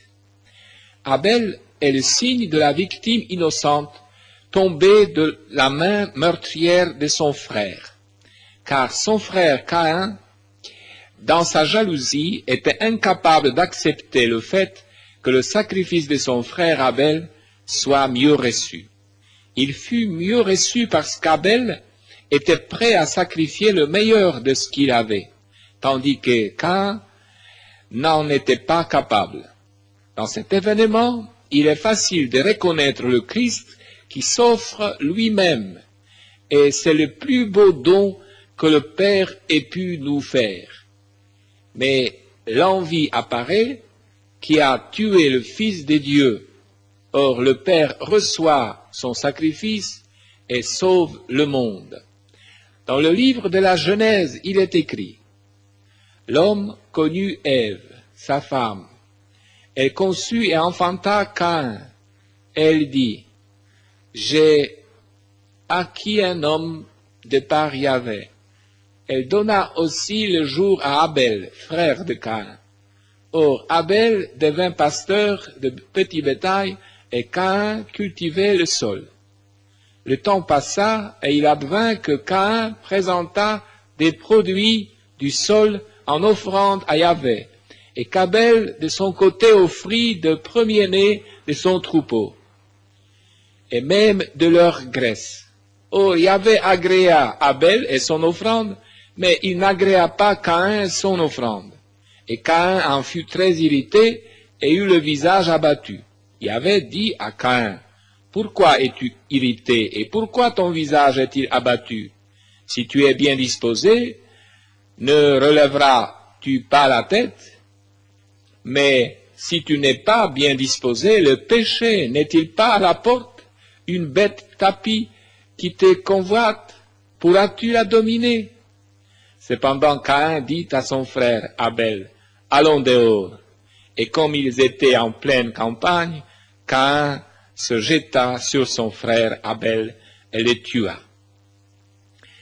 Isaac est le fils d'Abraham, et Abraham est le père de la foi, car dans l'épreuve, il est resté fidèle à Dieu. À un certain moment, il lui est demandé de sacrifier son fils unique, alors qu'une grande prospérité lui aurait été promise. Il prend son fils et va jusqu'au bout. Au moment où tout semblait être perdu, l'obéissance d'Abraham fut récompensée. À la place du fils, il lui fut donné une victime pour le sacrifice. Là aussi, il est facile, mais aussi nécessaire de reconnaître la signification du sacrifice du Christ et les circonstances dans lesquelles on reconnaît l'amour du Père envers nous et l'obéissance de Jésus envers le Père jusqu'au sacrifice de sa propre vie. Dans la Genèse, il est écrit, « Après ces événements, il arriva que Dieu éprouva Abraham et lui dit, « Abraham, Abraham !» Il répondit, « Me voici. » Dieu dit, « Prends ton fils, ton unique, que tu chéris, Isaac, et va-t'en au pays de Moria. Et là, tu l'offriras en holocauste sur une montagne que je t'indiquerai. Abraham se leva tôt, sella son âne et prit avec lui 2 de ses serviteurs et son fils Isaac. Il fendit le bois de l'holocauste et se mit en route pour l'endroit que Dieu lui avait dit. Le 3e jour, Abraham, levant les yeux, vit l'endroit de loin. Abraham dit à ses serviteurs, « Demeurez ici avec l'âne, moi et l'enfant, nous irons jusque là-bas, nous adorerons et nous reviendrons vers vous. » Abraham prit le bois de l'holocauste et le chargea sur son fils Isaac. Lui-même prit en main le feu et les couteaux, et ils s'en allèrent tous 2 ensemble. Isaac s'adressa à son père Abraham et dit, « Mon père ?» Il répondit, « Oui, mon fils. » « Eh bien, reprit-il, voilà le feu et le bois, mais où est l'agneau pour l'holocauste ?» Abraham répondit, « C'est Dieu qui pourvoira à l'agneau pour l'holocauste, mon fils. » Et ils s'en allèrent tous 2 ensemble. Quand ils furent arrivés à l'endroit que Dieu lui avait indiqué, Abraham y éleva l'autel et disposa le bois. Puis il lia son fils et le mit sur l'autel, par-dessus le bois. Abraham étendit la main et saisit les couteaux pour immoler son fils. Mais l'ange de Yahvé l'appela du ciel et dit, « Abraham, Abraham !» Il répondit, « Me voici. » L'ange dit, « N'étends pas la main contre l'enfant, ne lui fais aucun mal. Je sais maintenant que tu crains Dieu. Tu ne m'as pas refusé. » Abraham leva les yeux et vit un bélier qui s'était pris par les cornes dans un buisson.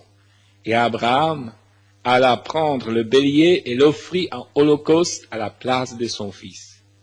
À ce lieu, Abraham donna le nom de Yahvé pourvoit, en sorte qu'on dit aujourd'hui sur la montagne Yahvé pourvoit.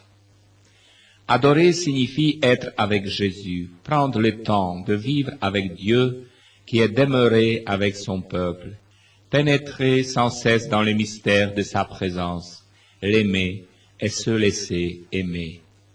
En ces jours-ci, devenus impies de différentes façons, nous devons trouver le temps d'adorer notre Dieu. C'est l'attitude la plus élevée devant sa grandeur et son amour. Max Turkakov, un des physiciens atomiques des temps modernes, a avoué dans une confession publique qu'il avait commis une grande faute en participant à la construction de la bombe atomique. Dans son expérience de converti, il a dit que dans chaque laboratoire où les savants touchent au mystère de la vie, il devrait y avoir une chapelle avec le Saint-Sacrement, afin que les savants, en toute humilité, s'inclinent devant les créateurs de toutes les lois, et qu'alors, en toute simplicité et humilité du cœur, ils puissent toucher les lois les plus profondes de la vie et de la nature, non pour des raisons égoïstes ou orgueilleuses, mais par amour. Le rythme de vie qui est imposé aux hommes et aux femmes perturbe leur équilibre. Ils perdent le sens de leur vie, s'égarent de leur chemin et deviennent étrangers à eux-mêmes. Par manque d'amour envers les autres, l'être humain s'isole, se vide et agit de façon brutale et destructive. La destruction de la vie est le contraire de la paix à laquelle la Vierge nous convie et nous éduque. Dans l'adoration, notre foi, notre amour, notre espérance, de même que notre capacité de relation avec les autres augmente. La paix nous gagne et se confirme la parole de Jésus qui a appelé tous ceux qui sont fatigués à venir à lui pour se reposer, se réconforter et se remplir de l'Esprit nouveau. Par l'adoration, on entre au plus profond de nous-mêmes. En Dieu, on retrouve son propre cœur et on devient capable de vivre une vie digne de chrétien, enfant des dieux. Un chrétien qui vit de Dieu et par Dieu reste en lui.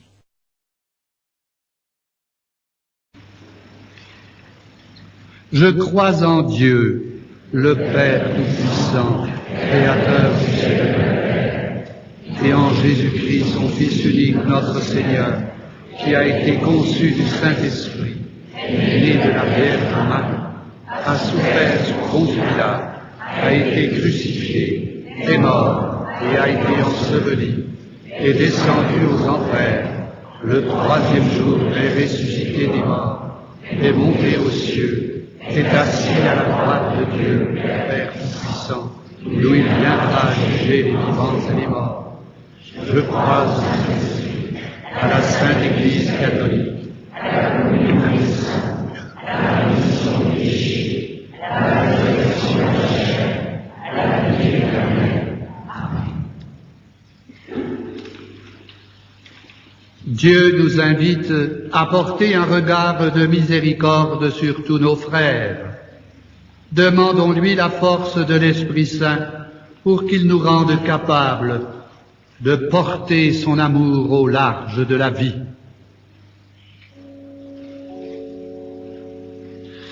Seigneur, foyer d'amour, faites-nous brûler de charité.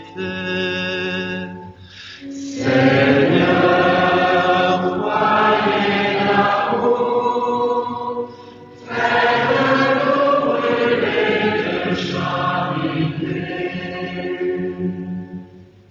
Pour que l'esprit de tolérance nous anime quand l'orgueil ou la bonne conscience ferment nos cœurs à l'accueil et à la compréhension des autres, nous te prions, Dieu d'amour.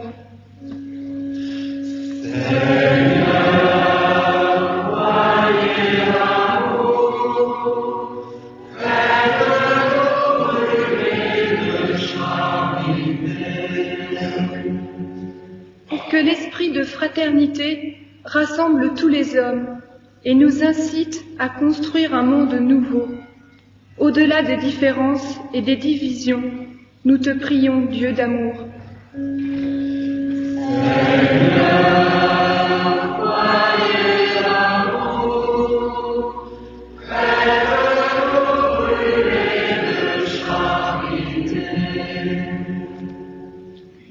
Pour que l'esprit de miséricorde souffle sur nous quand nous nous laissons entraîner par la spirale de la haine et de la vengeance.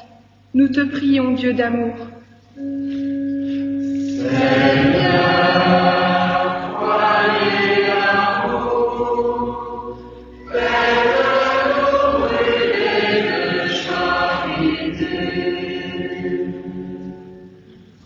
Pour que l'esprit de réconciliation habite le dialogue entre les cultures, les nations, les églises, et balaie les erreurs et les conflits du passé.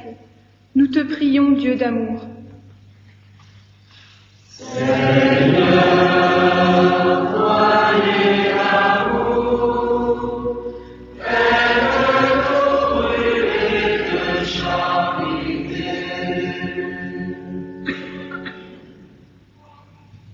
Nos prières, Seigneur, manifestent notre désir d'être artisans de paix et de fraternité.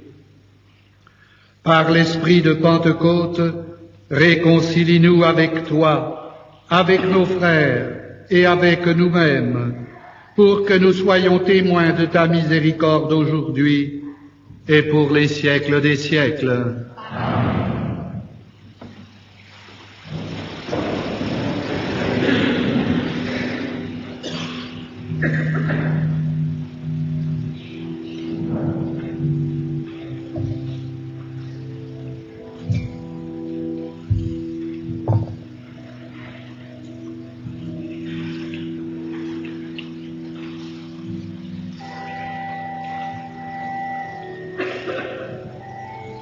Tu es béni, Dieu de l'univers, toi qui nous donnes ce pain. Fruit de la terre et du travail des hommes, nous te le présentons, il deviendra le pain de la vie.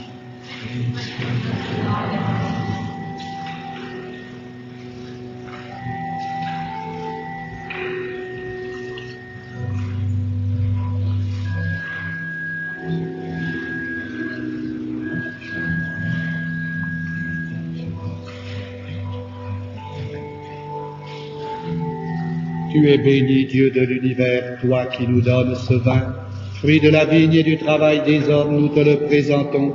Il deviendra le vin du royaume éternel.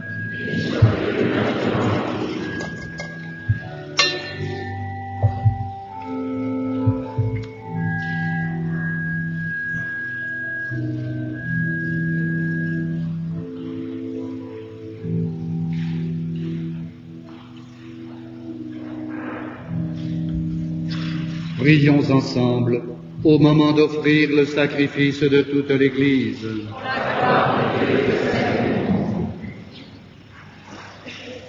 Sois favorable à nos prières, Seigneur, et reçois avec bonté nos offrandes, que les dons apportés par chacun à la gloire de ton nom servent au salut de tous, par Jésus le Christ notre Seigneur. Le Seigneur soit avec vous. Et avec votre esprit. Élevons notre cœur. Rendons grâce au Seigneur notre Dieu. Vraiment, il est juste et bon de te rendre gloire, de t'offrir notre action de grâce toujours et en tout lieu. À toi, Père très saint, Dieu éternel et tout-puissant, par le Christ notre Seigneur. Dans le mystère de sa Pâque, il a fait une œuvre merveilleuse. Nous étions esclaves de la mort et du péché, et nous sommes appelés à partager sa gloire. Nous portons désormais ces noms glorieux, nation sainte, peuple racheté, race choisie, sacerdoce royal. Nous pouvons annoncer au monde les merveilles que tu as accomplies, toi qui nous fais passer des ténèbres à ton admirable lumière. Et c'est pourquoi, avec les anges et les saints, nous proclamons ta gloire en chantant d'une seule voix.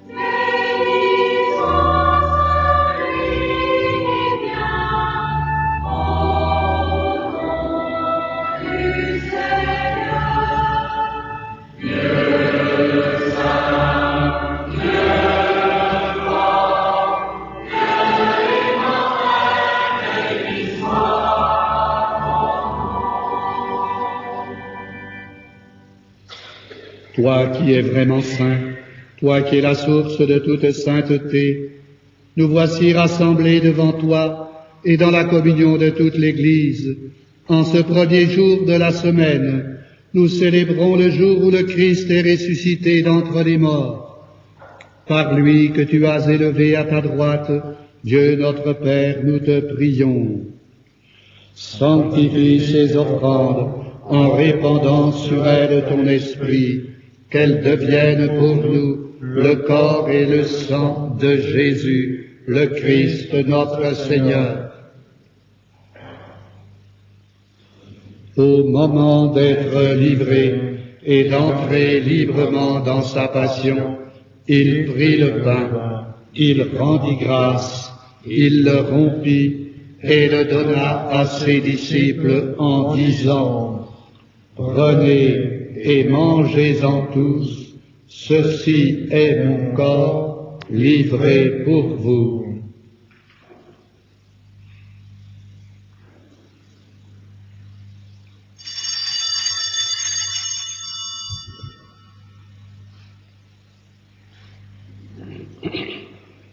De même, à la fin du repas, il prit la coupe. De nouveau, il rendit grâce et la donna à ses disciples en disant, « Prenez et buvez-en tous, car ceci est la coupe de mon sang, le sang de l'alliance nouvelle et éternelle, qui sera versé pour vous et pour la multitude en rémission des péchés. Vous ferez cela en mémoire de moi. »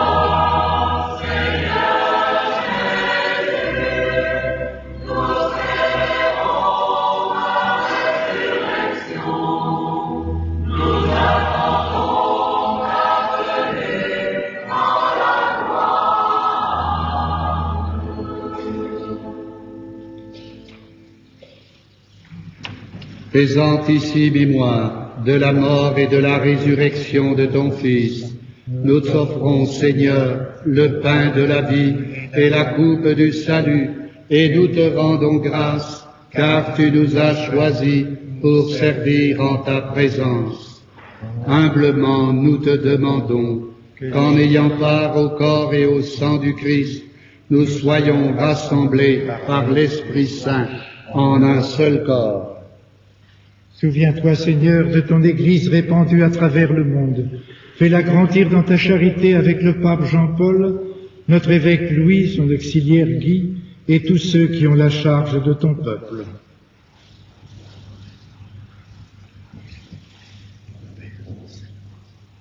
Souviens-toi aussi de nos frères qui se sont endormis dans l'espérance de la résurrection, de tous les hommes qui ont quitté cette vie, reçois-les dans ta lumière auprès de toi. Sur nous tous, enfin, nous implorons ta bonté.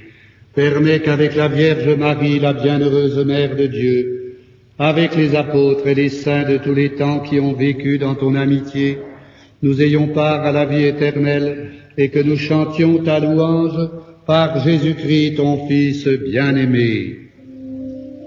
Par lui, avec lui et en lui. À toi, Dieu le Père Tout-Puissant, dans l'unité du Saint-Esprit.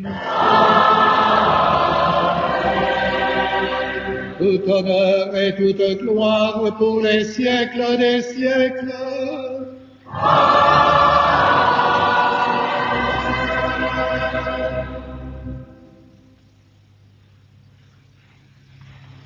Comme nous l'avons appris du Sauveur, et selon son commandement, nous aimons et nous osons dire, Notre Père qui es aux cieux, que ton nom soit sanctifié, que ton règne vienne, que ta volonté soit faite sur la terre comme au ciel.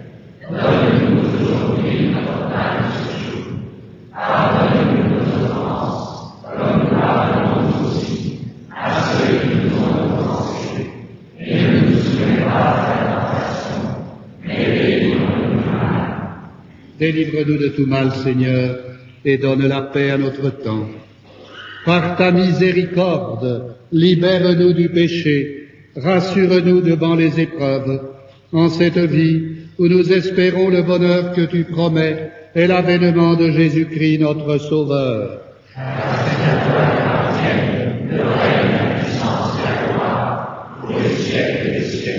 Seigneur Jésus-Christ, tu as dit à tes apôtres, je vous laisse la paix, je vous donne ma paix.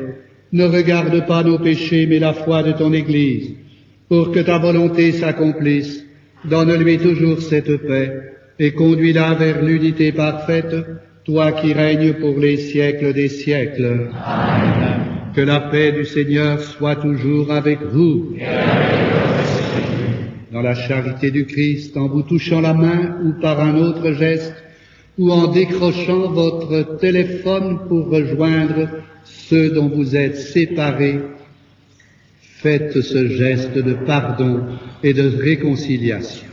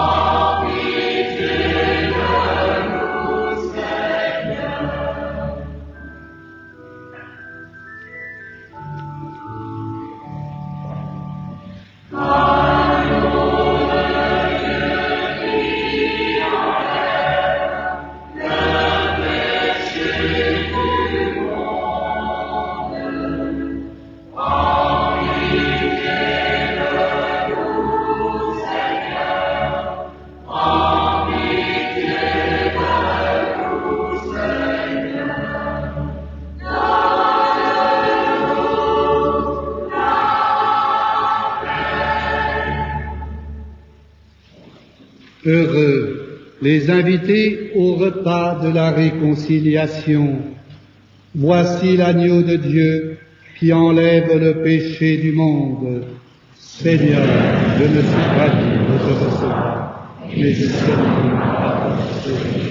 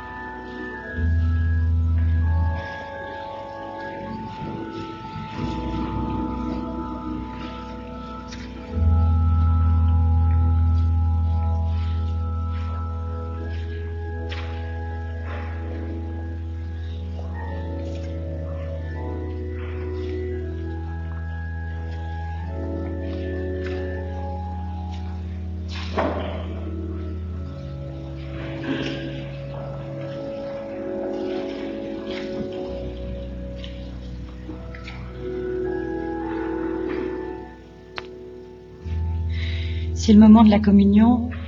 Nous voulons prier pour ces jeunes qui se préparent au diaconat ou à l'ordination.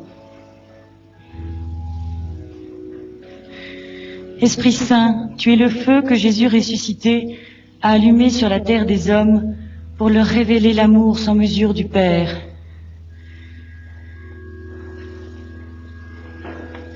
Brûle encore aujourd'hui le cœur des jeunes, afin que, laissant tout pour suivre le Christ, ils découvrent la vraie joie des disciples.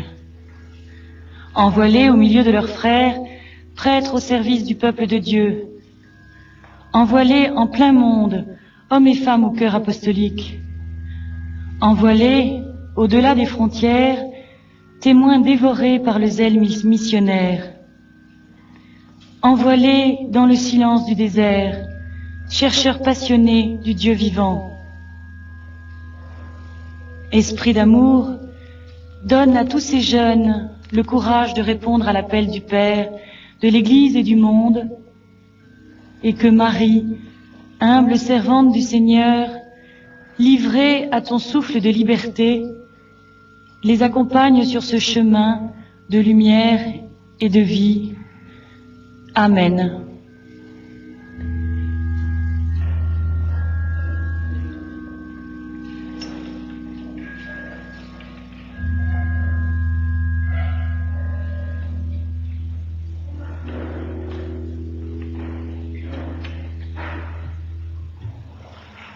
Encore et encore, prions le Seigneur.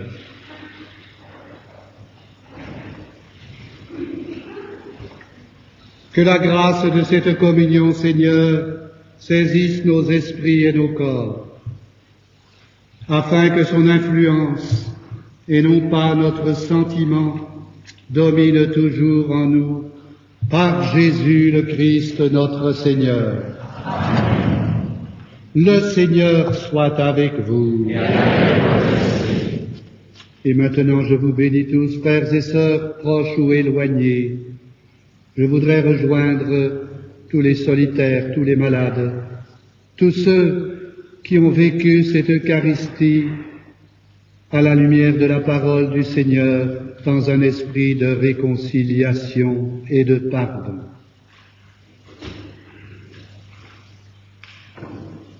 Notre secours est dans le nom du Seigneur. Que Dieu Tout-Puissant vous bénisse, le Père, le Fils et le Saint-Esprit. Amen. Allez dans la paix du Christ.